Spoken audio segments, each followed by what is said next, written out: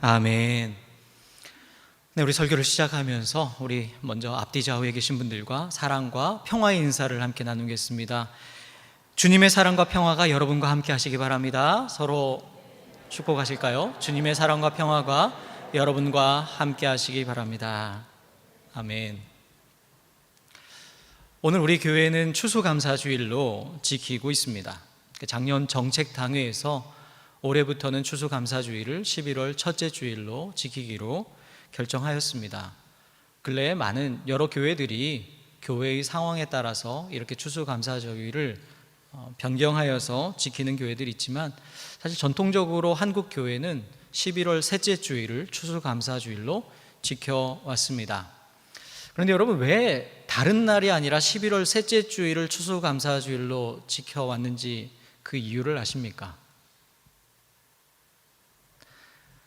미국은 이제 11월 넷째 목요일이 추수감사절입니다.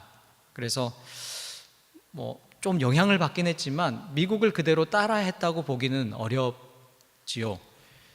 미국에서 사역하고 계시는 교회 역사학자 옥성득 교수가 이에 대해서 이렇게 정리한 자료를 제가 보았습니다. 조금 소개해 드리겠습니다.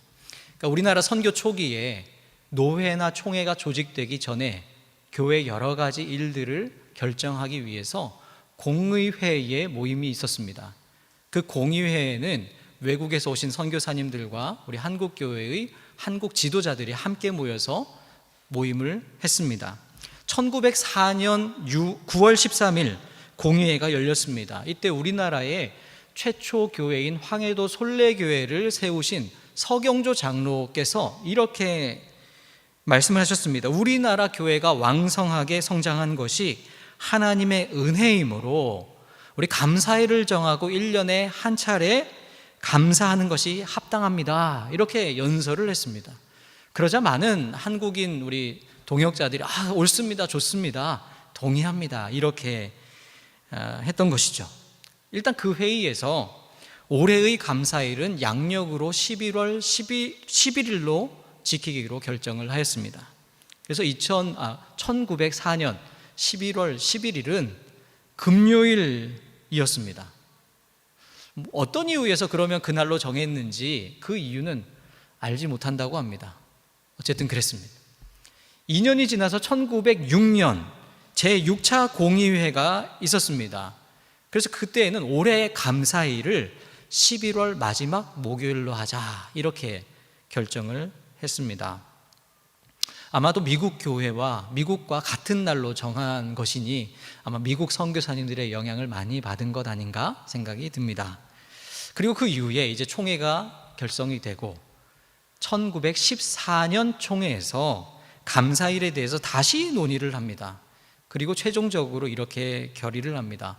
선교사가 한국에 처음 온 11월 제3주일 후 수요일을 감사일로 하자, 이렇게 결정을 합니다. 클라크 선교사, 한국 이름으로는 곽알련 선교사님의 글에 다음과 같은 내용이 기록되어 있습니다.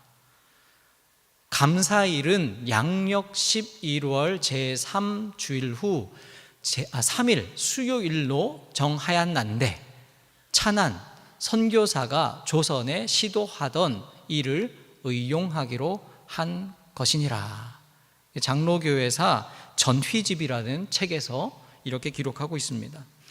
11월 제3주일 후 수요일로 정했습니다. 그러면서 선교사가 우리 한국에 처음 온 날을 기념하기 위함이라고 했습니다. 그래서 한번 쭉 살펴보았던 것이죠. 어떤 선교사가 11월 셋째 주 그 전으로 오셨는가. 그런데 연구를 해보았지만 그 선교사님이 누구인지 알지는 못한다고 합니다. 어쨌든 1914년에 11월 셋째 주 수요일로 감사일을 정했고, 그 이후에 수요일에서 주일로 옮겨서 11월 셋째 주일을 추수감사주일로 지켜오고 있습니다. 그렇게 보면 이 한국 개신교회, 우리 개신교회의 추수감사절은 미국의 추수감사절의 영향을 받기는 했지만 일방적으로 따라간 것은 아니고 우리 한국 개신교회의 시작, 선교사님이 오신 것과 또 교회가 흥왕하게 된 것을 기념하면서 또 한국 추수 시점과 맞춘 절기로 보는 것이 이 추수감사절에 대한 바른 이해다. 옥성득 교수는 그렇게 이야기를 하고 있습니다. 어떤 교회는 추수감사절을 한국 추수 시기, 우리나라의 추수 시기인 10월 마지막 주일에 지키는 교회도 있고, 또 어떤 교회는 우리 고유의 명절인 추석이 있는 그 주일을 추수감사주일로 지키는 교회도 있습니다. 우리 교회는 11월 첫째 주일을 추수감사주일로 지키기로 했고, 또 전통적으로는 앞에서 말씀드린 바처럼 11월 셋째 주일을 추수감사주일로 지키고 있습니다. 이것은 날짜는 맞고 틀린 문제가 아니라는 것입니다. 이렇게 드리는 것이 맞고 다르게 틀린, 다른 날에 하면 이건 틀린, 이런 문제가 아니라는 것이죠. 어떤 특정한 날을 고집할 이유도 없습니다. 지금 우리가 이렇게 정하였지만 이후에 또 변경될 수도 있습니다. 중요한 것은 무엇이겠습니까? 중요한 것은 언제 감사일을 지키느냐보다 감사일에 담겨져 있는 의미인 것이죠. 왜 우리는 감사일을 지키는가? 감사일에는 어떻게 우리가 감사해야 하는가? 그 속에 담겨있는 의미가 중요한 것입니다. 미국의 추수감사절은 우리가 다 아시다시피 아메리카 대륙으로 건너간 영국의 청교도들이 어려운 과정을 거치면서 한 해를 결실하면 그 수확을 한 이후에 하나님 앞에 감사의 예배를 드린 날, 그것을 기념하는 날입니다. 또한 오늘의 미국이 있도록 해준 우리 선조들의 그런 일들을 기억하고, 그래서 미국이란 나라의 출발을 기억하는 그런 의미도 가지고 있습니다. 물론 그 과정에서 이미 그 땅에서 살고 있었던 원주민들, 토착민들을 무자비하게 대했던 그런 어두운 역사가 있는 것도 부정할 수는 없습니다. 그래도 이 미국으로 건너간 이 청교도들의 입장에서는 하나님 앞에 감사와 찬양을 드리면서 정말 은혜를 기억하는 날이었던 것이 바로 추수감사절이죠. 그런데 요즘 미국의 추수감사절은 이러한 감사와 찬송의 의미보다는 가장 많은 소비를 하는 날로 사람들에게 기억되고 있다고 합니다. 보통 추수감사절인 이 11월 넷째 주 목요일부터 그 주말까지 연휴가 이어집니다. 그런데 그 기간이 1년 중에 가장 많은 음식이 소비되는 날이라고 합니다. 가장 많은 음식을 준비하는 날입니다. 준비를 많이 하고 또 다 먹지는 않죠. 버려지는 음식도 가장 많은 때가 바로 그때입니다.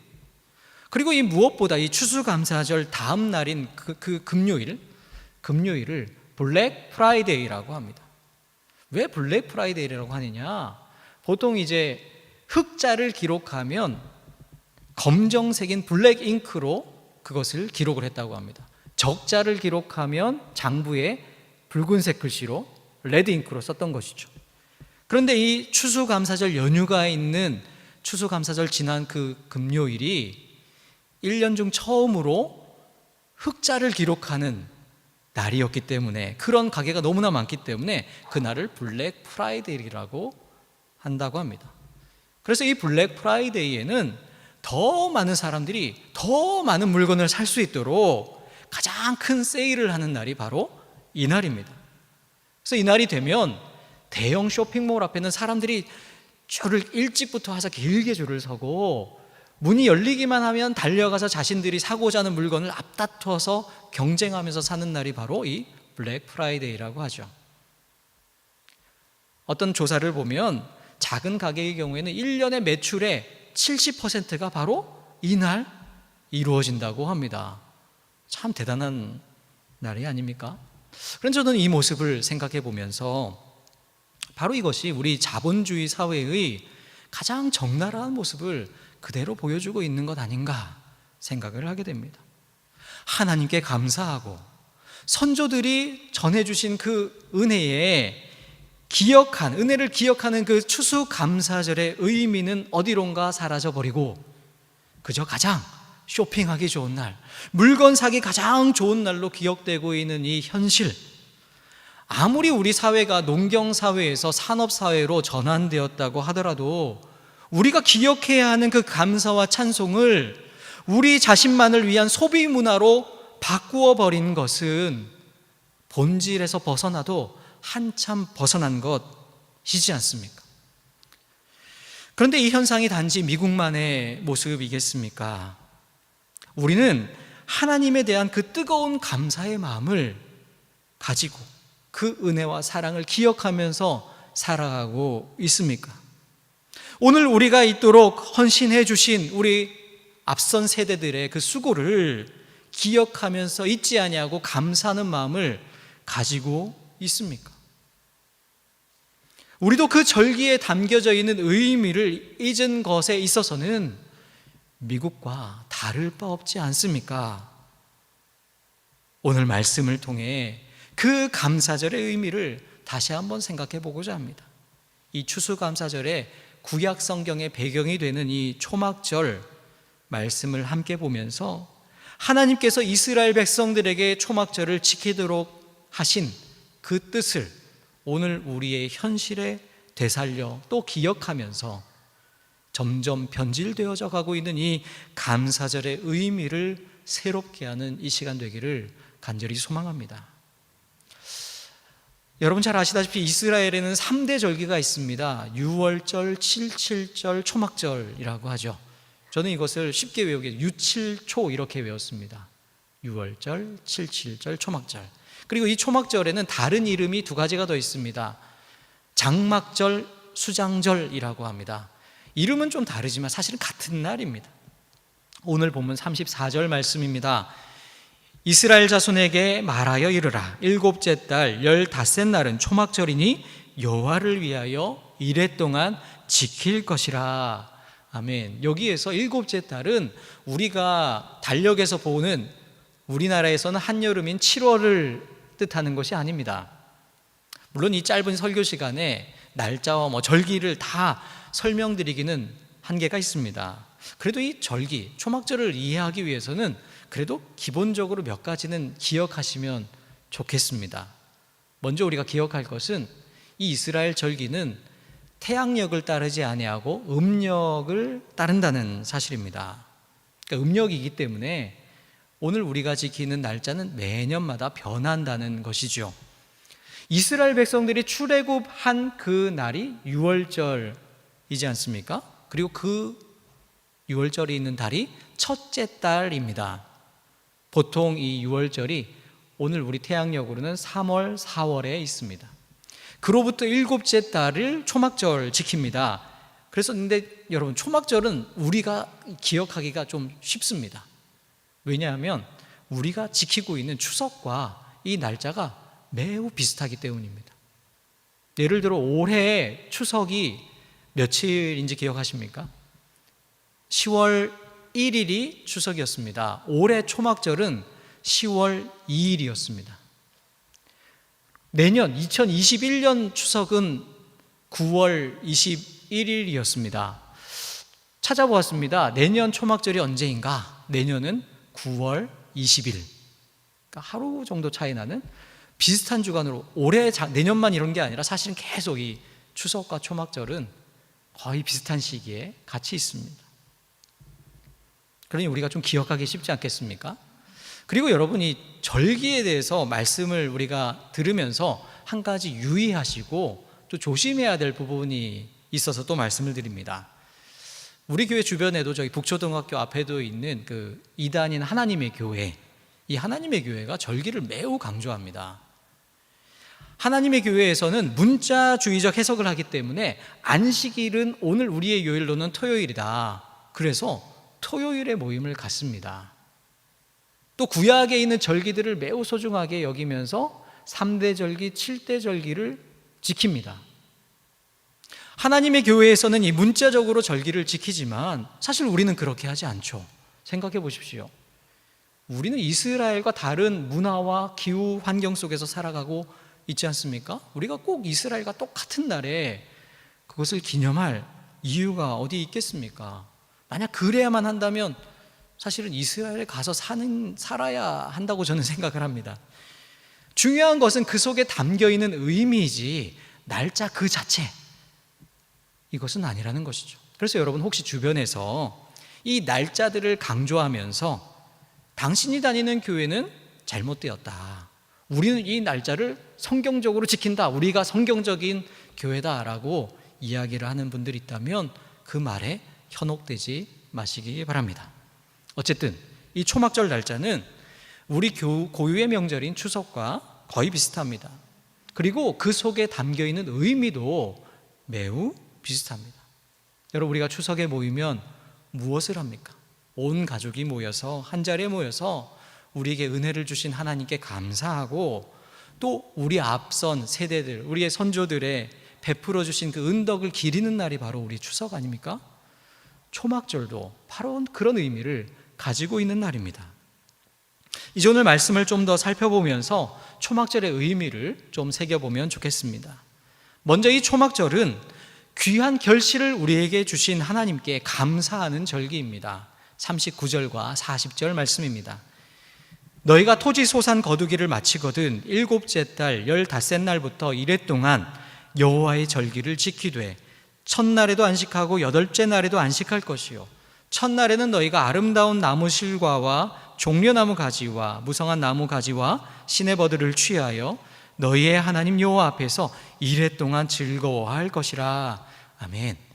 이 초막절은 이스라엘 절기, 여러 절기 중에서도 가장 기쁜 날입니다. 왜냐하면 한 해 동안 땀 흘리며 수고한 그 열매를 거두고 그 결실에 대한 감사를 드리는 절기이기 때문입니다. 그래서 하나님은 하루도 아니라 이틀도 아니라 7일 동안 즐거워하라고, 7일 동안 축제를 벌이라 이렇게 말씀하십니다. 아마도 농사를 직접 지으시는 분들, 또 농사의 경험이 있으신 분들은 이 추수의 기쁨이 얼마나 큰지 아시리라 생각합니다.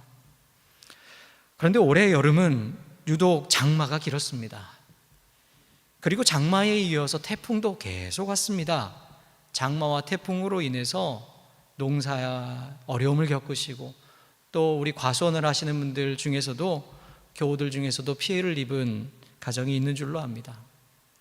태풍이 지나간 이후에 주일에 농장을 하시는 한 집사님을 만나서 한번 여쭤봤습니다. 집사님, 이번에 여름에 장마도 심했는데 이번 태풍으로 피해가 좀 있으시죠? 심하시죠? 좀 어떠세요? 이렇게 여쭈었습니다. 그때 집사님이 참 힘든 얼굴이셨지만 옅은 미소를 띠시면서 저에게 이렇게 말씀하셨습니다. 네, 목사님, 참 바람이 많이 불어서 과일들이 다 떨어졌어요. 참 힘듭니다. 그런데 어떡합니까? 그래도 조금이라도 남아있으니 감사합니다. 그래도 괜찮습니다. 그렇게 말씀하시는 집사님의 얼굴이 아직도 생생합니다. 얼마나 마음을 졸이시면서 그 밤을 지내셨을까? 얼마나 마음 애태우시면서 지내셨을까? 그저 이 농사라는 것이 하루 이틀 수고한다고 해서 결실하는 것이 아닌데 이른 아침부터 늦은 시간까지 며칠 몇 날을 애태우면서 수고하셨는데 쏟아지는 비와 그 세차게 부는 바람을 인간의 힘으로는 어찌할 수 없는 것 아니겠습니까? 그렇게 피해를 많이 입었다고 하였습니다. 그런데 그래도 감사하다고, 그래도 괜찮다고 고백하실 수 있는 그 이유가 어디 있겠습니까? 우리는 최선을 다하지만 하늘의 도움, 하나님의 도움이 없으면 이 열매조차 거둘 수 없다는 그 사실을 누구보다도 잘 아시기 때문이지 않겠습니까? 물론 날씨가 좋아서 작황도 좋고 소출도 많이 거두고 그래서 풍성한 이익을 거두면 얼마나 좋겠습니까? 그런데 그렇게 풍성할 때만 감사하고 이처럼 어려움을 겪고 자연재해로 인해서 피해를 입어서 소출이 적으면 불평을 쏟아내야 하겠습니까? 어떻게 그러한 마음으로 농사를 지을 수 있습니까? 농사를 지으면 그 모든 것을 다 경험하면서 아시는 것이지요. 그러면서 하나님께 모든 것을 전적으로 의지하며 하나님께서 베푸신 것만으로도, 지금 나에게 주신 것만으로도 그래도 감사합니다라고 고백하실 수 있는 분들이 바로 농부인 것입니다. 바로 이분들이 하나님을 가장 잘 알고 또 하나님의 마음을 가장 잘 이해하시는 분들 아닌가 생각합니다. 하나님의 은혜를 구하며 날마다 그 은혜를 몸으로 경험하면서 살아가니 비록 과일도 떨어지고 어려움도 당하고 물에 잠기기도 하지만, 그래서 피해를 입어서 너무나 속상하지만 열매가 남아있고 그것이라도 수확할 수 있는 은혜가 있어서 그래도 감사하다라고 고백할 수 있는 것, 이것이 바로 농부의 감사이기도 하고 사실 우리가 드려야 할 감사의 고백이지 않겠습니까?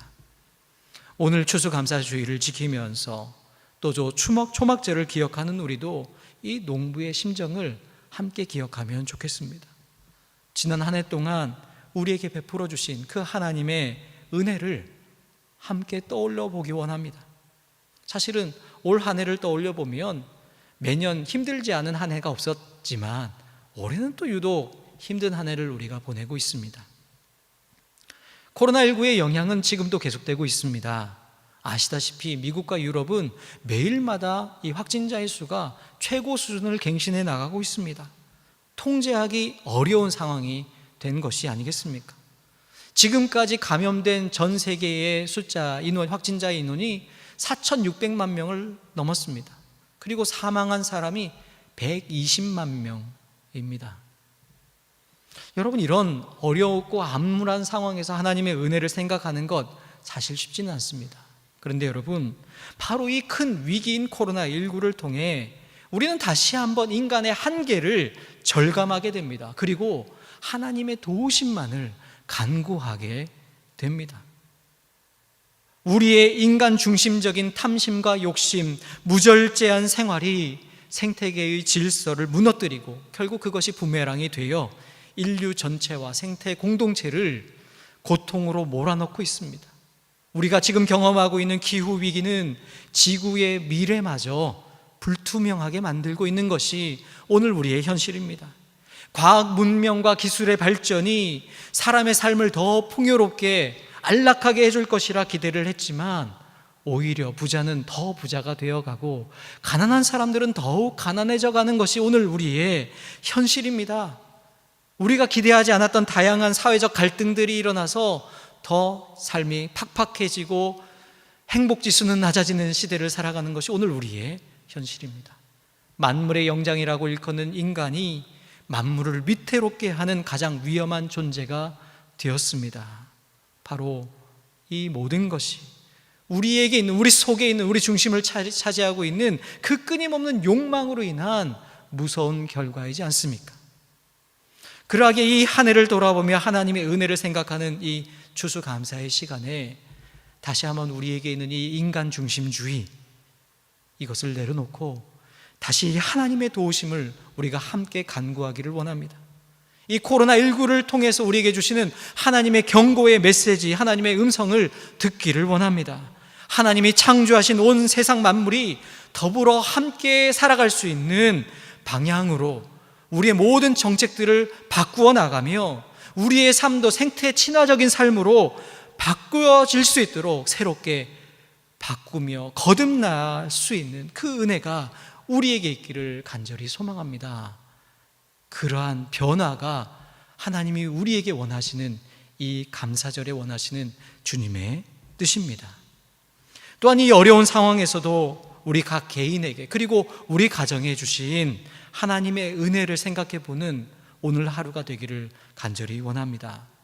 여러분, 우리가 하나님의 은혜를 기억하는 것, 그것은 다른 사람에게 있는 어떤 열매보다, 그들에게 있는 삶의 열매보다 우리에게는 더 크고 좋은 열매가 맺혔기 때문에 우리가 그 은혜를 기억하는 것은 아니지 않습니까? 우리가 정말 생각해 보면 하나님 앞에 감사하고 정말 큰 열매라고 생각할 수 있는 것, 그것은 바로 우리의 일상 가운데, 매일매일의 삶 가운데 하나님이 늘 함께 하시고 우리를 한순간도 놓지 않으시고 우리 삶을 지켜주시고 보호해 주시고 지지해 주신 것, 그것이 바로 하나님이 우리에게 주신 가장 크고 놀라운 은혜이지 않겠습니까? 사실 그것을 알지 못하고서 우리는 한순간도 살 수 없는 사람들, 바로 여러분과 저입니다. 유명한 설교가 찰스 스펄전에 고백한 감사의 구절이 있습니다. 별빛에 감사하는 자에게는 달빛을 주시고, 달빛에 감사하는 자에게는 햇빛을 주시고, 햇빛에 감사하는 자에게는 영원히 지지 않는 주님의 은혜의 빛을 주신다. 사랑하는 여러분, 곰곰이 하늘을 보십시오. 하늘에 해와 달과 별, 너무나 당연한 것으로 우리는 여기며 살지 않습니까? 아침 해가 뜨는 것, 해가 지면 달이 뜨는 것, 별이 뜨는 것, 너무나 당연한 것처럼 여깁니다. 그런데 지극히 당연한 것, 지극히 일상적으로 보이는 것이 가장 귀한 존재라는 사실입니다. 하나님께서는 한순간도 우리를 놓지 않으시고 우리와 함께해 주셨습니다. 그리고 앞으로도 우리와 함께해 주실 것입니다. 해와 달과 별과 같은 것을 보면서 우리가 하나님을 기억하고 하나님께 감사를 드리는 여러분과 제가 되기를 간절히 소망합니다. 하나님은 바로 그렇게 일상에서 감사드리는 자들에게 더 감사의 제목들을 더해 주실 줄 믿습니다. 또한 하나님께서 초막절에 우리에게 또 명령하신 것이 있습니다. 42절과 43절의 말씀입니다. 너희는 이레 동안 초막에 거주하되 이스라엘에서 난 자는 다 초막에 거주할지니 이는 내가 이스라엘 자손을 애굽 땅에서 인도하여 내던 때에 초막에 거주하게 한 줄을 너희 대대로 알게 함이니라. 나는 너희의 하나님 여호와이니라. 아멘. 하나님은 이스라엘 백성들에게 초막절에는 초막을 짓고 거기에서 지낼 것을 명령하셨습니다. 그 초막에서 지내면서 그들의 선조들을 애굽에서 인도하여 내신 그 하나님을 잊지 말고 기억하라는 뜻입니다. 이 초막절을 히브리어로 수코트라고 합니다. 그림이 보이시는 것이 지금 요즘 현대에 지키고 있는, 이스라엘에서 지키고 있는 초막절 행사 장면입니다. 이 초막절 의식은 예배자들이 예루살렘 성전으로 향해 엄숙하게 행진하는 것을 시작합니다. 행진할 때 이렇게 오른손에는 룰랍이라고 부르는 이것을 들고 갑니다. 이 룰랍이라는 것은 잎이 무성한 버드나무, 도금냥, 야자나무 가지를 함께 묶은 것들입니다. 그리고 왼손에는 에스로그라는 상자를 들고 가는데 그 안에는 달콤한 향이 나는 꽃과 잎사귀, 그리고 시트론 열매 껍질, 이 레몬 향이 나는 시트론 열매 껍질을 넣곤 했습니다. 그리고 이러한 재료들을 가지고 초막을 지었던 것이죠. 이 수코트에 대한 말씀이 창세기 33장 17절에 나옵니다. 이 창세기 33장 말씀은 야곱이 외삼촌 라반의 집에서 다시 고향으로 돌아와서 형 에서를 만난 이후의 말씀입니다. 제가 세 번역으로 보여드리겠습니다. 야곱은 숫곳으로 갔다. 거기에서 야곱은 자기들이 살 집과 짐승이 바람을 피할 우리를 지었다. 그래서 그곳 이름이 숫곳이 되었다. 숫곳 앞에 표시가 되어 있고 이것은 초막이다, 이렇게 기록되어 있습니다. 즉 다시 고향으로 돌아온 야곱이 잠시 바람을 피할 수 있는 임시 숙소로 지은 것이 바로 수코트, 숫곳이었습니다. 그리고 그것이 바로 그 지명이 된 것이죠. 수코트는 임시 거처를 의미합니다. 하나님께서 수코트인 초막절에 수코트인 초막을 짓고 거기에서 지내도록 명령하신 것은 선조들의 삶을 직간접적으로 경험하도록 하신 것입니다. 이스라엘 백성들에게 조상들처럼 초막에 잠시 머물면서 우리의 인생도 이 초막에서 사는 삶이라는 것을 깨닫도록 하신 것입니다. 이곳에서의 삶이 나그네의 삶이라는 사실을 생각하게 하신 것이죠. 그래서 결국 하나님의 도우심 없이는 이 나그네의 삶에서 우리는 하루도 살아갈 수가 없다. 그 사실을 뼛속 깊이 느끼도록 하신 날이 바로 이 초막절입니다. 오늘 추수감사주의를 보내면서 초막절의 이 두 번째 의미를 우리 마음에 새겨봅니다. 우리도 이 땅에서 초막과 같은 임시 숙소에서 살아가는 나그네 인생이라는 것이죠. 그래서 이 나그네 인생을 살아갈 때 하나님의 도우심 없이는 한순간도 살아갈 수가 없다는 사실입니다. 이 땅에서의 삶이 나그네와 같은 삶이기에 우리는 이 땅의 삶을 바라보며 이 땅의 것을 추구하며 붙잡고 살아가는 것이 아니라 영원한 세계를 바라보며 하나님을 바라보며 하나님과 더욱 가까운 삶을 살아가야 한다는 것을 말씀해 주고 있습니다. 여러분, 그럼 우리의 지금 모습은 어떻습니까? 우리의 지금 모습이 마치 이 땅에서의 삶이 영원한 것처럼 여기면서 살아가고 있지는 않습니까? 우리 지금 우리나라를 생각해 보면 참 저도 물론 관심이 있습니다만 집에 대해서 참 관심이 많습니다. 가족들이 안락하게 따뜻하게 살아가는 집은 당연히 필요합니다. 우리가 들판에 초막을 짓고 살아갈 수는 없죠. 그런데 우리에게 있는 문제는 그 집을 살아가는 삶의 하나의 수단으로 여기는 것이 아니라 이것으로 부를 축적하려는 재테크의 수단으로 여긴다는 것, 이것이 문제인 것이죠. 이러한 모습이 바로 이 땅을 나그네의 삶으로 여기지 아니하고 이 땅의 것만을 추구하는 우리의 모습을 그대로 반영해 보여주고 있는 것 아니겠습니까? 과연 이러한 모습이 이 땅을 나그네로 여기는 사람의 모습이라고 볼 수 있겠습니까? 우리는 이 초막절에 초막을 짓고 거기에 지내도록 하신 하나님의 뜻을 다시 한번 마음에 새기기 원합니다. 그저 허름한 집에서 살라는 것이 아닙니다. 우리의 인생이 나그네의 인생이라는 사실을 잊지 말라는 말씀입니다. 이 땅에서의 삶을 영원한 것이라고 여기지 말고 이곳은 잠시 거쳐가는 곳이니 이 땅의 것을 추구하고 바라고 이 땅에 얽매여 사는 것이 아니라 하늘의 것을 추구하며 하나님과 더욱 가까워지는 삶을 살아가기를 우리 주님이 우리에게 원하고 계십니다.